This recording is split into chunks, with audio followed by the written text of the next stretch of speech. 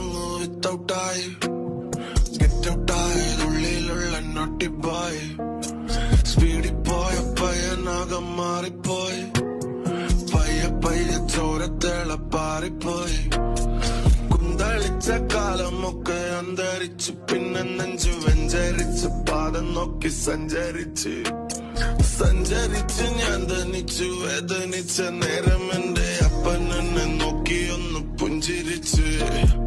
അപ്പൂരയാല ഇപ്പൊ പൂരയത് അപ്പം പറഞ്ഞത് ഇപ്പൊ പുരിഞ്ചത് എന്ത് വായ്പ് തന്ത വായ്പ് നല്ല വായ്പ്